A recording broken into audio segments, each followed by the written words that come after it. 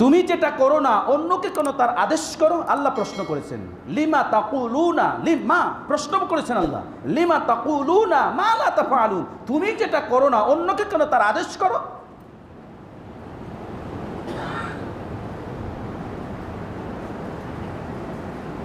এজন্য বাবা যদি 5 ওয়াক্ত সালাত আদায় করে আর সন্তানকে উপদেশ দিতে থাকে তুমি সালাত আদায়কারী হও, সালাত আদায় করো, ধরে নিয়ে আসে, তাহলে ওই সন্তান নামাজি হবে, কারণ তার বাবাকেই দেখে আসছে সে আমলে অভ্যস্ত সালাত আদায়কারী। আর বাবা যদি সালাত আদায় না করে সন্তানকে যদি বলে যাও বাবা হুজুর ডাকছে গিয়ে সালাত আদায় করো, কারণ সন্তানের ব্রেনে কাজ করে আমার বাবাই তো 5 ওয়াক্ত নামাজ ঠিকমতো আদায় করে না, আমি কি 5 ওয়াক্ত নামাজ আদায় করব? লিমা তাকুলুনা মা লা তাফআলুন, তুমি যা করো না অন্যকে কেন তার আদেশ করো। এই আয়াতের সাথে আমি যদি বলি, এই ঘটনা আপনারা জানেন, রাসূল করিম সাল্লাল্লাহু আলাইহি সাল্লামের কাছে এক মহিলা তার বাচ্চাকে নিয়ে আসছে, ইয়া রাসূলুল্লাহ আমার সন্তানটা বেশি মিষ্টি খায়। ঘটনা তো জানেন, জানেন? হ্যাঁ, তাহলে এবার নেন আপনি আপনার জন্য, আপনার জিন্দিগিতে মিলানোর জন্য, কারণ রাসূল সাল্লাল্লাহু আলাইহি সাল্লাম আপনার জন্য আদর্শ, আর এর অন্য কেউ না। রাসূল সাল্লাল্লাহু আলাইহি সাল্লামের গোটা জীবন ব্যবস্থাটাই আপনার জন্য আদর্শ, আর অন্য কেউ না। তাহলে রাসূলের আদর্শ নেন। লিমা তাকুলুনা মা লা তাফআলুন, আপনি যেটা করবেন না অন্যকে তার আদেশ করবেন না। রাসূল করিম সাল্লাল্লাহু আলাইহি সাল্লামের কাছে আল্লাহ রাসূলের এক মহিলা সাহাবী এসে বলল, ইয়া রাসূলুল্লাহ আমার সন্তানটি অতিরিক্ত মিষ্টি খায়। আল্লাহ রাসূল বললেন তুমি 3 দিন পরে আসো।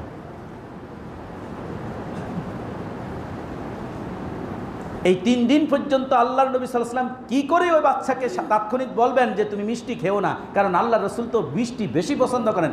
তিনি যখন ছাড়তে পারেন না, তাই ওই বাচ্চাকে তো ছাড়ার ব্যাপারে আল্লাহর নবী হয়ে নিষেধ করতে পারেন না।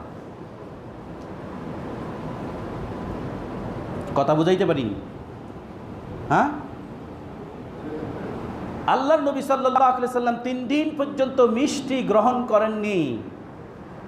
3 দিন পরে যখন আসছে, আল্লাহর নবী ওই মহিলা সাহাবীর সন্তানকে বলছে বাবা তুমি মিষ্টি কম খেও। মহিলা সাহাবী বলছেন ইয়া রাসূলুল্লাহ 3 দিন আগে তো আপনি বলে দিতে পারতেন। তিনি তার ব্যাখ্যা দিলেন, কারণ আমি নিজেই মিষ্টি পছন্দ করি, তাই 3 দিন আগে তো আমি বলতে পারি না। অতএব ওয়ামা আনফাকতুম মিন শাই, যারা আল্লাহর পথে ব্যয় করে ফাহুয়া ইউখলিফুহু ওয়া হুয়া খায়রুর রাযিকিন, তোমরা যা কিছু ব্যয় করবে তোমরা তার প্রতিদান পাবে। ওয়া ফাহুয়া ইউখলিফুহু, অতএব আল্লাহ তোমাদেরকে সেটার প্রতিদান দেবেন। কার কথা? আল্লাহর কথা। ওয়া হুয়া খায়রুর রাযিকিন, তিনি হলেন শ্রেষ্ঠ রিজিক দাতা। অতিবৃষ্টি, অনাবৃষ্টি এগুলো আল্লাহর কি? লানত। এগুলো আল্লাহর কি? লানত। অতিরিক্ত গরম জাহান্নামের নিঃশ্বাস। অতিরিক্ত গরম কিসের নিঃশ্বাস? আর এটা কখন আসে?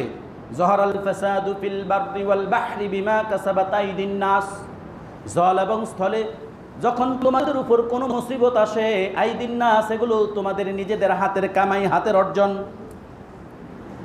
যতদিন পর্যন্ত জমিন থেকে ব্যভিচার না উঠবে, যতদিন পর্যন্ত মানুষের উপর জুলুম নিপাত বন্ধ না হবে, যতদিন পর্যন্ত সুদ ঘুষ দুর্নীতি বন্ধ না হবে, যতদিন পর্যন্ত সন্তান পিতামাতার আনুগত্যশীল না হবে, যতদিন পর্যন্ত আল্লাহ সুবহানাহু ওয়া তাআলার কোরআনের বিধান দ্বারা শান্তি প্রতিষ্ঠা না হবে, ততদিন পর্যন্ত দুনিয়ার সমস্ত আলেমকে যদি এক জায়গায় একত্রিত করে দোয়া করা হয়, আল্লাহর জমিনে এই গরম, এই তাপ ঠান্ডা হবে না।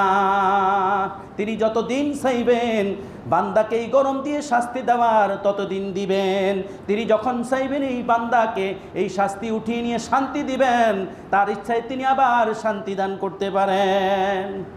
দোয়া তো কম হয় না। এবার বাংলাদেশে, এই বছর বাংলাদেশে প্রতিটা জেলা উপজেলায় যেই পরিমাণ ইস্তেসকার সালাত আদায় করা হয়েছে, অন্য বছর এত আদায় করা হয়নি। গরমের তীব্রতা কমছে?